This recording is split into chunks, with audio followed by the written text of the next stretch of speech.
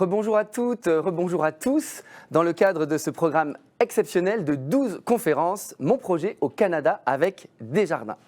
J'en profite pour vous rappeler que Desjardins propose tout un accompagnement pour les futurs partants et les nouveaux arrivants, quel que soit votre pays d'origine. Nous avons notamment une équipe dédiée aux nouveaux arrivants. Elle est multilingue, multiculturelle, issue de l'immigration.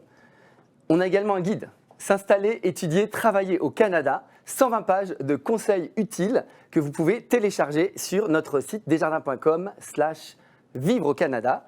Nous avons également évidemment la page Facebook Mon projet au Canada avec Desjardins que vous êtes en train de suivre avec plus de 31 000 abonnés.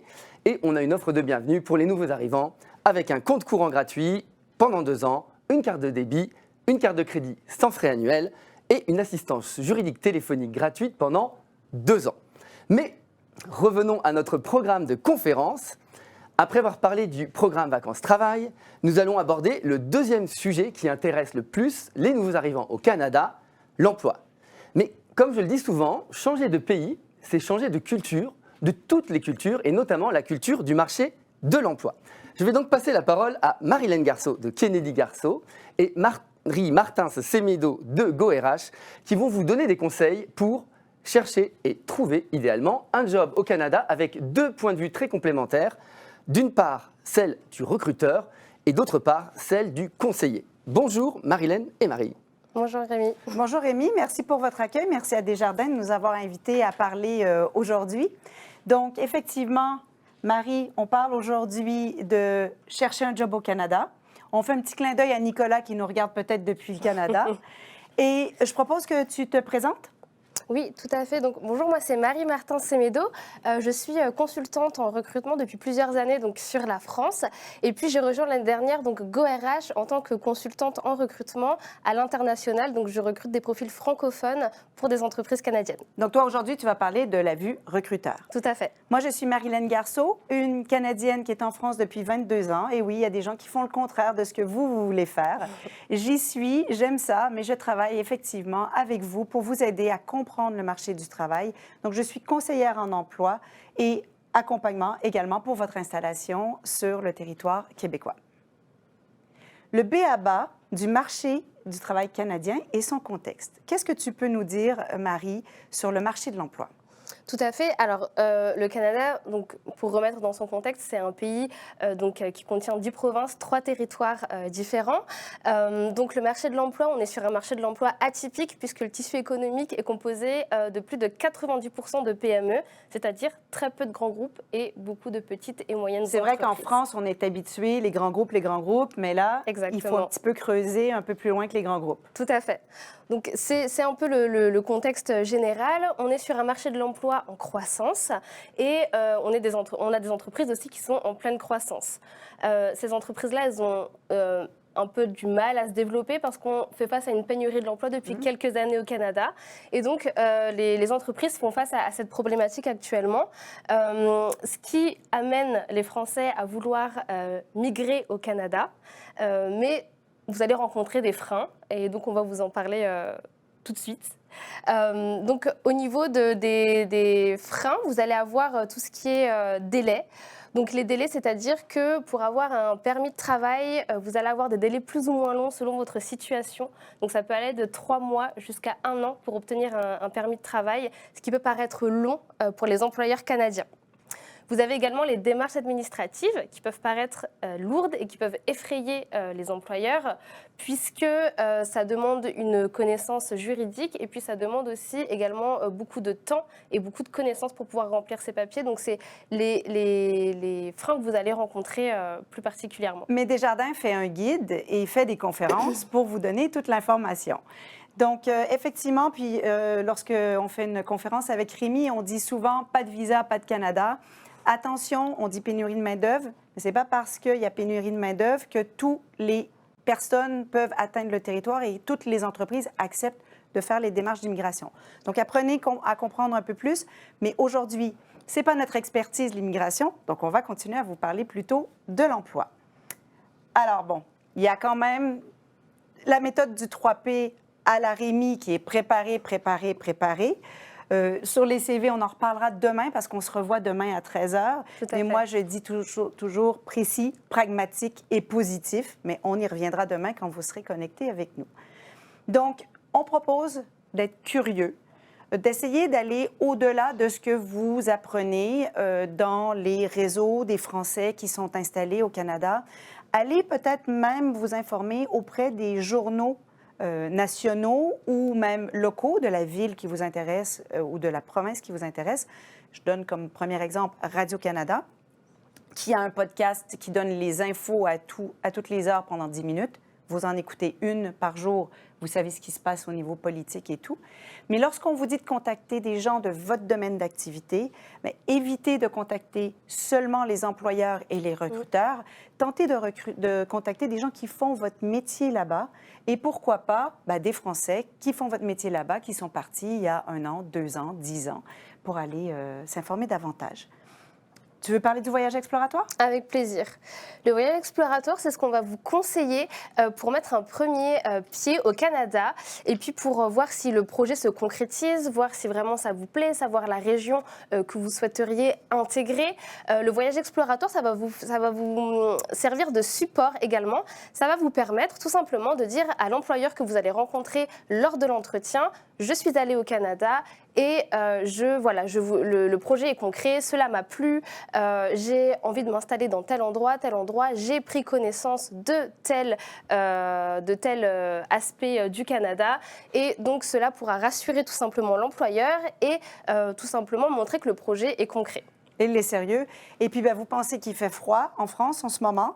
Eh bien, si vous allez au Canada en voyage exploratoire fin janvier, début février, peut-être que vous allez comprendre quel est le froid canadien, peut-être moins humide qu'en France, mais quand même froid. Et puis, ça fait partie des sujets, lorsqu'on parle d'interculturel, 2 sujets principaux des Canadiens, c'est la température. Et puis, on ne parle pas de foot, nous, on parle de hockey. Bon, quoi qu'on parle un peu de foot aussi, mais plutôt de hockey.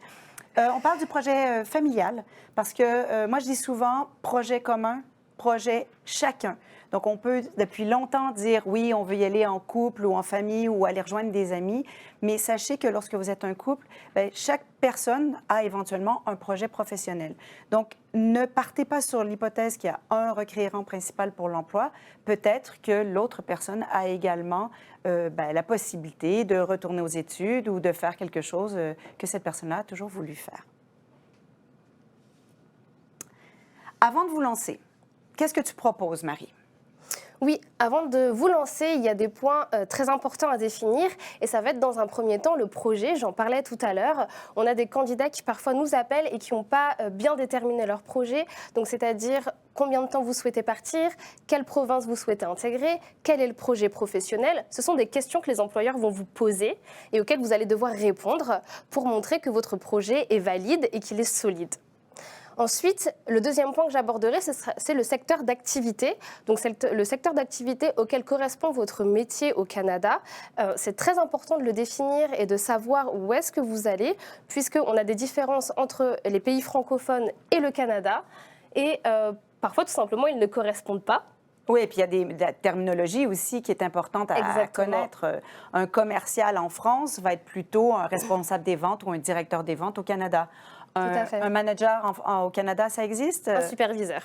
Un superviseur ou un chef de projet dans les provinces francophones. Alors, manager en anglais, mais il faut effectivement faire attention à ça.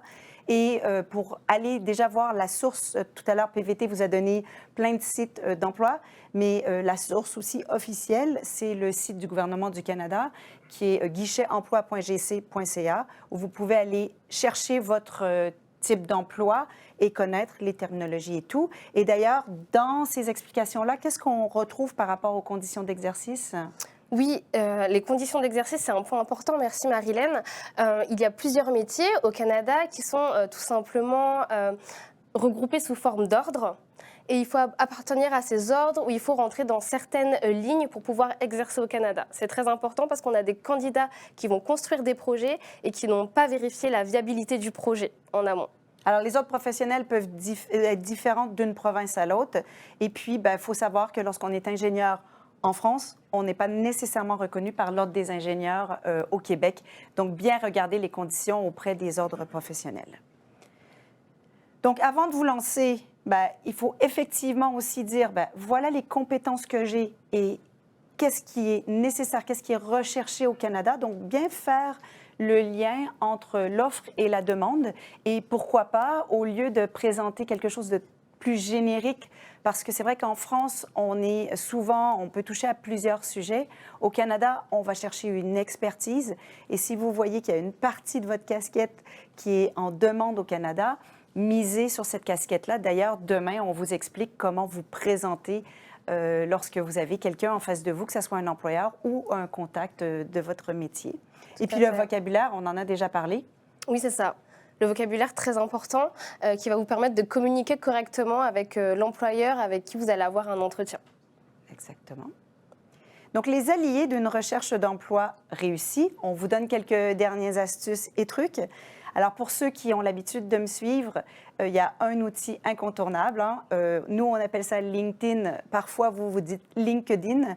L'important, ce n'est pas de savoir le dire, mais surtout d'exister sur LinkedIn et d'avoir un profil sur LinkedIn. C'est une chose, mais il faut aller bien au-delà, travailler ses mots-clés, développer son réseau sur le territoire canadien. Donc, pourquoi LinkedIn? Parce que c'est la plateforme professionnelle, le réseau social le plus grand au Canada. Les recruteurs le prennent. Tous les gens qui savent qu'ils vont vous rencontrer vont aller chercher sur LinkedIn, voir votre situation, ce que vous en décrivez et tout. Comment le faire? Utiliser des mots-clés qui définissent votre emploi, mais toujours en lien, bien sûr, avec les terminologies canadiennes. Quand commencer? Eh bien, moi, je vous dis toujours, commencez tout de suite, parce qu'un réseau, ça se construit sur la durée. Vous créez des liens. Si vous voulez utiliser LinkedIn seulement quand vous êtes prêt ou quand votre CV est prêt, bien, éventuellement, vous perdez davantage de temps et de contacts potentiels. Donc, faites-le à partir de votre pays d'origine, de la France ou d'ailleurs, pour ceux qui nous écoutent d'ailleurs, et puis vous obtiendrez des résultats.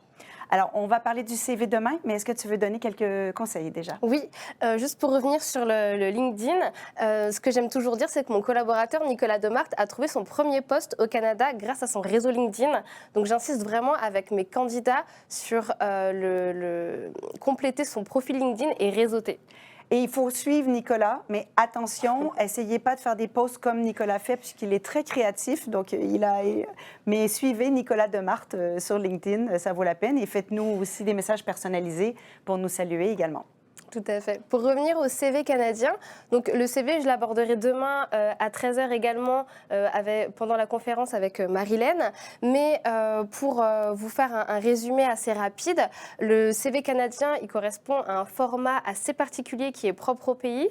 Donc, n'hésitez pas à vous renseigner sur ce point. Et puis, n'hésitez pas à vous renseigner également sur les us et coutumes canadiennes. Donc, c'est-à-dire que quand vous allez votre CV a été repéré par un employeur que vous avez décroché en entretien, n'hésitez pas, avant cet entretien, de le préparer et de se renseigner sur la façon dont on échange au Canada lors d'un entretien. Et j'ajouterai que le deuxième facteur clé de succès, c'est les job boards spécialisés, puisqu'il y a plusieurs job boards qui vont s'adresser directement à vous ou tout simplement les entreprises canadiennes qui sont ouvertes à des profils à l'international vont mettre leur poste. Donc vous avez gorh.co, vous avez également le site de Marilène Garceau, donc Kennedy Garceau, et vous avez Pôle emploi international où vous pouvez retrouver toutes les offres d'emploi ouvertes aux profils internationaux. Super, merci. Puis les entretiens, ça pourrait être un autre sujet d'une autre conférence Exactement. Complète, mais c'est pas à l'agenda. Donc, à quel moment on commence à chercher un emploi? Alors, je crois qu'on a chacun un point de vue sur ça. Je te laisse commencer, je compléterai. Oui, par où commencer, donc quand commencer votre recherche, où commencer, ça va être, on l'a